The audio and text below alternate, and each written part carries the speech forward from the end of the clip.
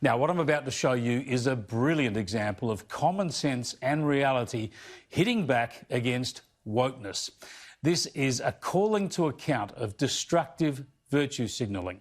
It's happening in the US, but it has real lessons and ramifications for us here in Australia and the rest of the world. It might make the virtue signallers think before they act.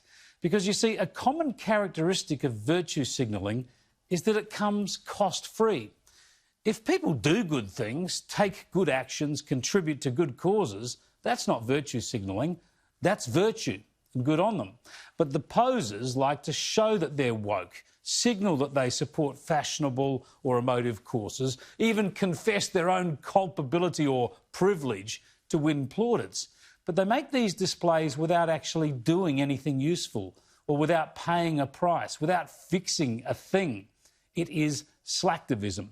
Put a rainbow on your social media profile, tweet a hashtag, take a knee, companies sign open letters. And you know the pack drill. It's all about people and organisations trumpeting their virtue. It does nothing to help anyone. And there's plenty of this going on in the US, of course, with the Black Lives Matter protests in the lead up to the presidential election. The desire to identify with the cause has swept across the media, sports, the arts and the broader community. And, of course, the university sector. One of America's most prestigious colleges, Princeton, has bought into this.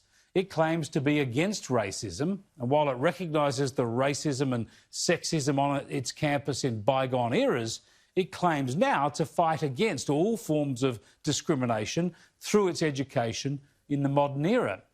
But it went a bit further earlier this month in response to the Black Lives Matter movement. Princeton's president published an open letter to the college community explaining what it would be doing to combat systemic racism.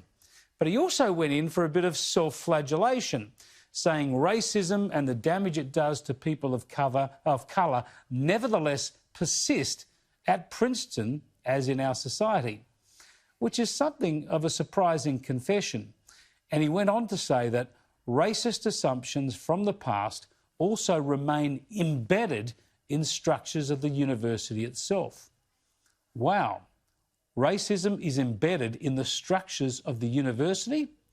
That should not be the case. That should not be tolerated. So what happens next? The Federal Department of Education has taken a keen interest in this confession and has launched an investigation.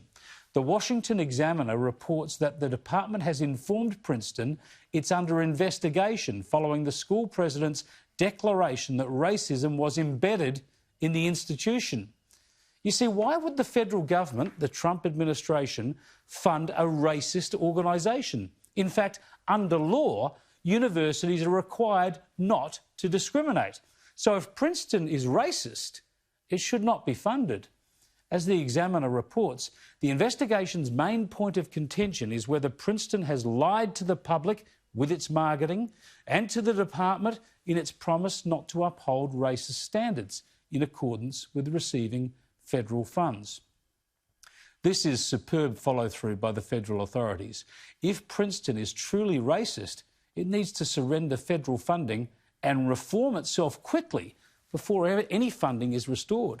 Who could argue with that? Governments should not fund racist institutions.